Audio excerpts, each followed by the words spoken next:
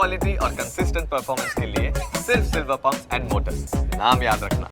Next stock sir Reliance. બે સમાચાર હતા સ્ટોકનું. એક તો જે બેટરી મેન્યુફેક્ચરિંગ યુનિટ છે પીએલઆઈ માટે અપ્લાય કર્યું છે અને લગભગ 18,000 કરોડ રૂપિયાની પીએલઆઈ મળી શકે તેમ છે.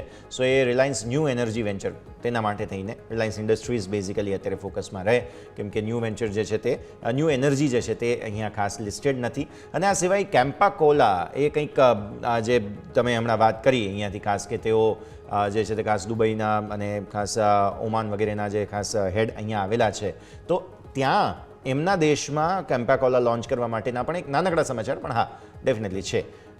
રિલાયન્સ લાવવાનું કારણ એ છે કેમ કે લગભગ બધાના પોર્ટફોલિયોમાં હોય, ખાસ એવી પિટાઈ થઈ ચૂકી છે. કઈ રીતે સમજવું જોઈએ આપણે?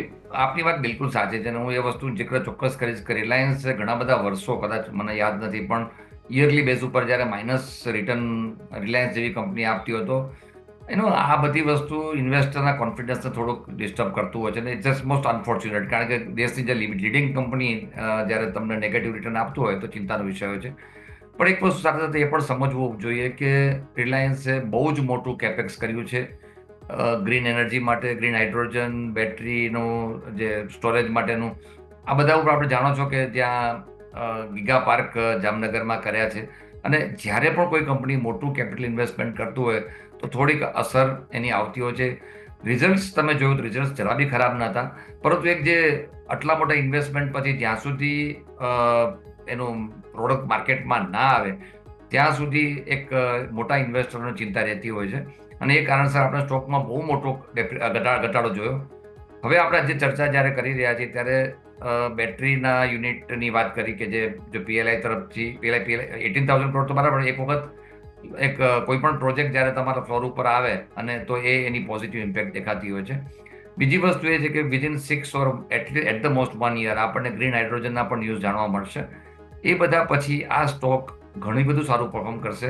એટલે મારું એવું માનવું છે, કદાચ ગયા વર્ષે ડિસઅપોઇન્ટમેન્ટ ચોક્કસ મળ્યું છે, પણ રોકાણકારો સ્ટોક હોલ્ડ કરી રાખો અને this is a golden opportunity to buy for 1 year stock. આ એક વર્ષમાં આ સ્ટોક ઘણું સારું રિટર્ન આપશે.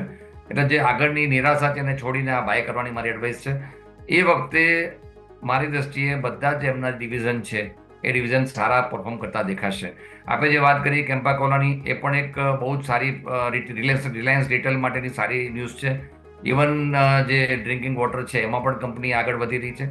એટલે રિલાયન્સ રિટેલનો જે વ્યાપ છે ધીમે ધીમે મોટો થઈ રહ્યો છે. એટલે હું ચોક્કસ એવું માનું છું કે રિલાયન્સ એક બાઇંગ ઓપોર્ચ્યુનિટી છે. આપણે જે વાત કરી કે રિલાયન્સ ન્યૂ એનર્જી એ સબસિડરી છે, લિસ્ટેડ નથી ઓફકોર્સ, પણ એ પાર્ટ ઓફ ધ રિલાયન્સ એટલે ઇન્ડસ્ટ્રી છે. એટલે આ ન્યૂઝ જરૂરથી પોઝિટિવ છે. આઈ એમ ઓપ્ટિમિસ્ટિક અને બાય કરવાની મારી એડવાઇસ રહેશે.